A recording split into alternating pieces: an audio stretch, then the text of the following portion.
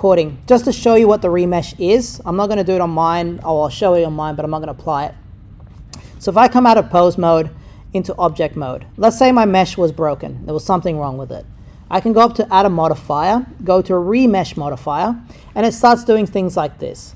And this is what they call a voxel remesh. If I hit smooth, it will try to smoothen it out. It's not 100% perfect because it's trying to rebuild your geometry.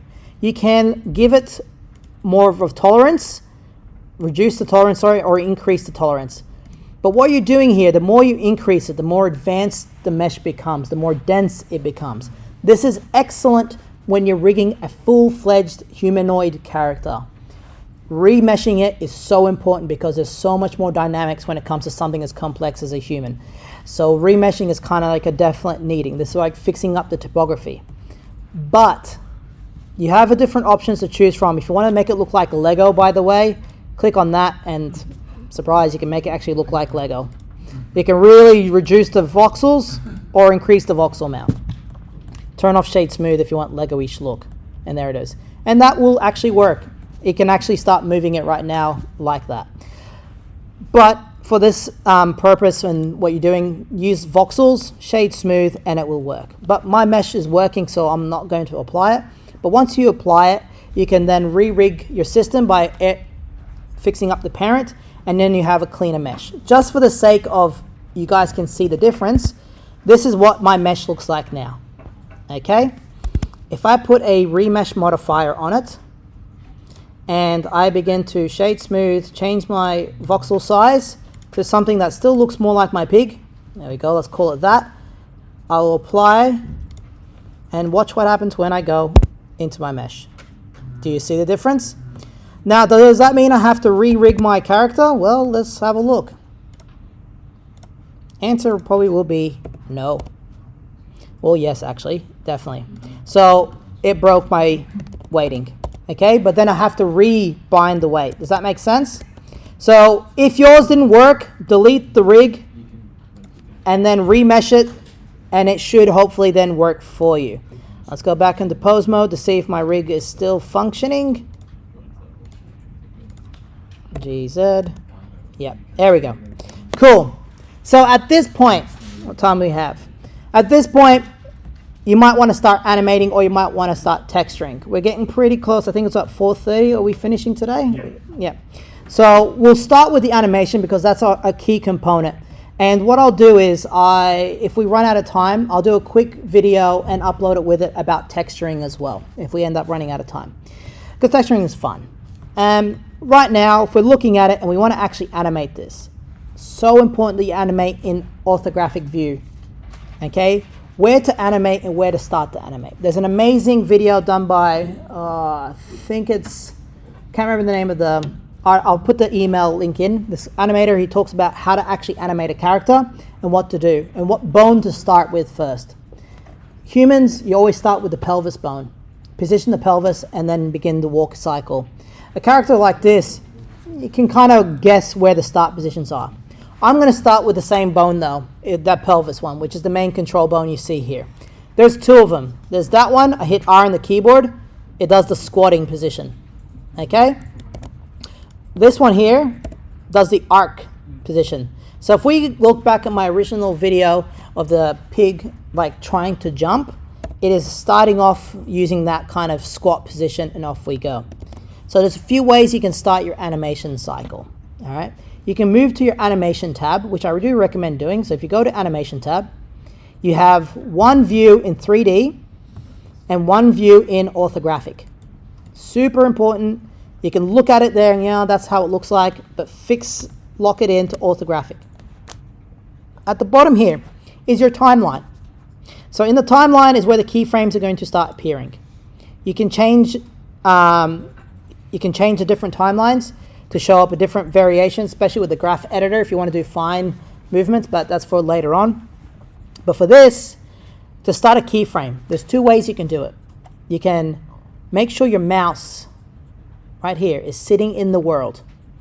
If you hit I on the keyboard, which means insert, you can insert a keyframe. Now, because we're using an advanced rig system, it understands all three origins, rotational positions and all that stuff.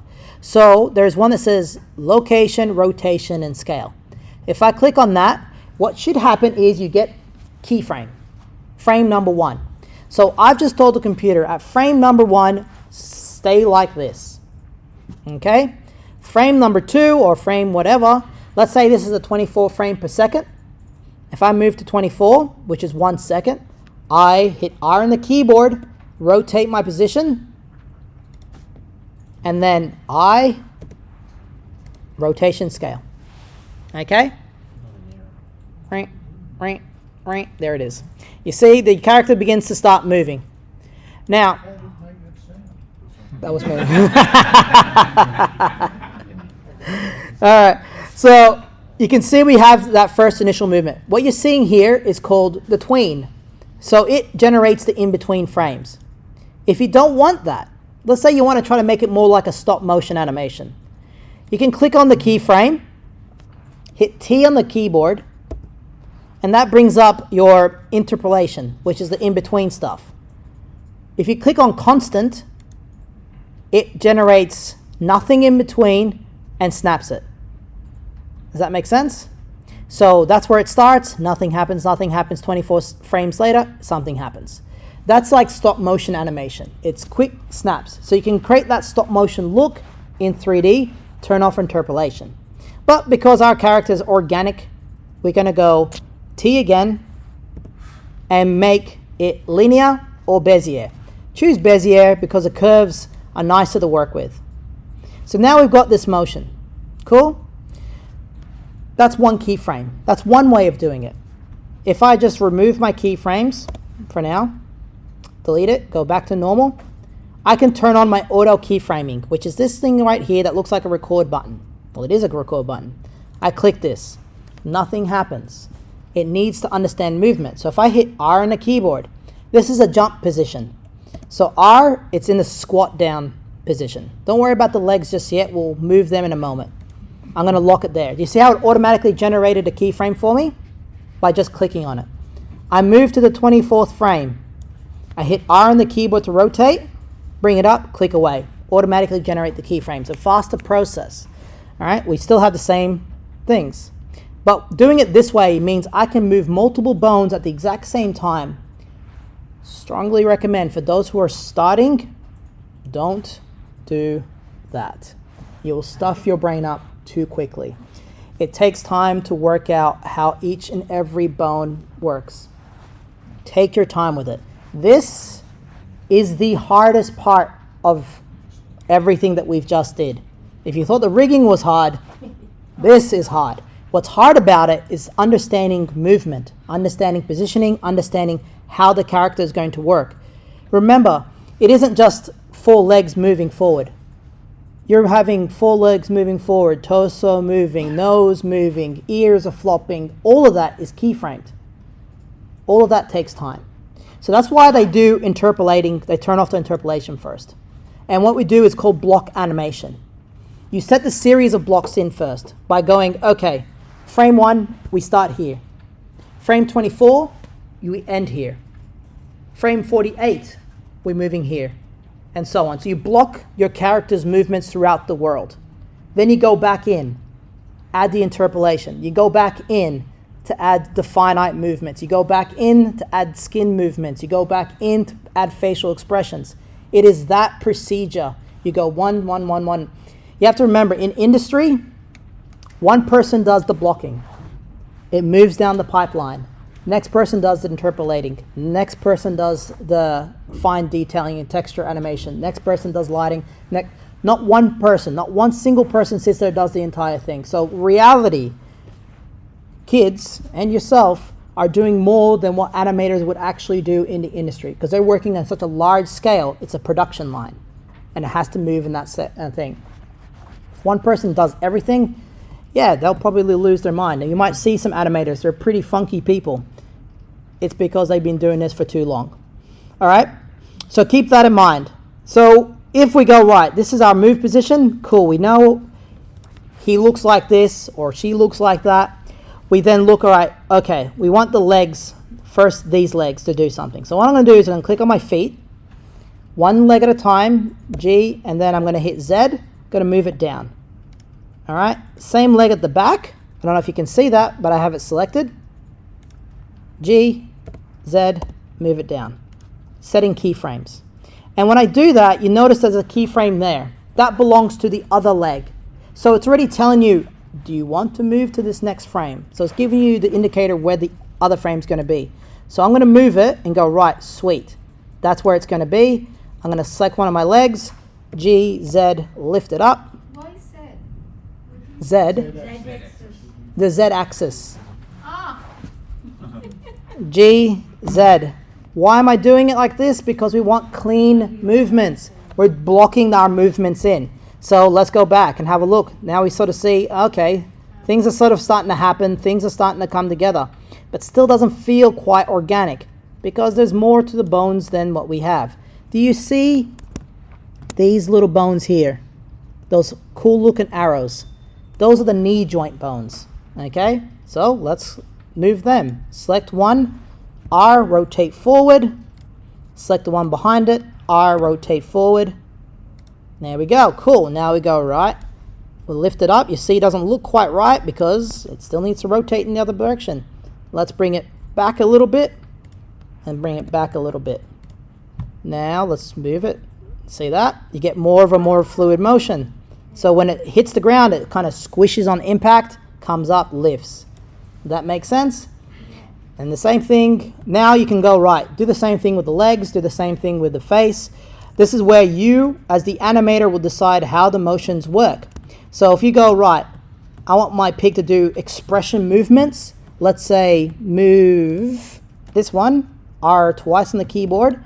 Gives you an idea of how that works and go, okay, that controls that. So what I'm going to do is go right. I'm going to insert a keyframe just to tell it to start at this position. And then by the time it gets up to here, it's go R twice and then maybe make it look the other way. Why? Don't know. But you see how it's all of a sudden like, moves off to another point. The rest of it is pretty much exactly the same.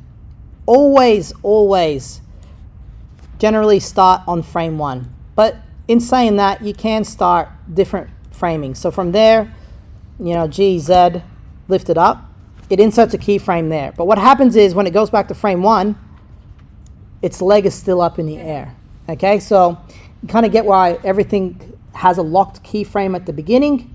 So it knows its start position, and as time goes along, it can shuffle through. So with this, you can really sort of get pretty funky fresh with it. Now, one of the fun ones that I was talking about before is the tail. All right, the tail is one of the ones that we can start playing around with. So if I hit G, it moves it up and down.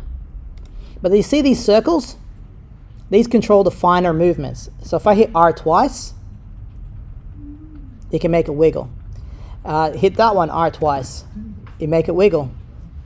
Make this one, R twice, make it wiggle. R twice means rotate in all directions. Now there is another form of animating, freestyle animating. Great for something like a tail, where it can just sort of move irregular. Not so much for the rest of the body. So freestyle animation, what I'm going to do is I'm going to select myself a bone. My keyframe is active. I'm going to press play. And real quickly hit R twice on the keyboard and just sort of move it around. But you see how I suddenly snapped it? You'll see that it goes ring down. Actually, it doesn't look too bad. There you go. That's cool. You see how it kind of just has more of a natural wiggle about it. Look how many keyframes it has to generate something more natural. You get what I mean by animating becomes really, really hard? Because at some point when your character needs to start moving really naturally, those are the physical keyframes you're going to have to put in. Like I said, it's fine for something like this. Not so fine for movements of a character's body, because you cannot race that clock and move the legs in time. Okay? So something like the tail, absolutely have your way with it. It doesn't really matter, because you can just sort of play around with its motions and it will be fine. Ahmed, how long did it take you to make the first one that you showed us on the grass? Honestly, To move? that was last night. I did that in total. from start to finish was 2 hours. Look, I did, yeah. Well, like I said, it's something I've been playing around with for a while over the last few years, and as the years developed and the software develops, literally I download the latest version, play with it, go online, see what's new with the software, and off I go. I was saying before to a gentleman we were discussing, like, do I spend most of my time with Blender? No, not really. I mean, I do, but it depends on what the students want, and it depends on the students' needs and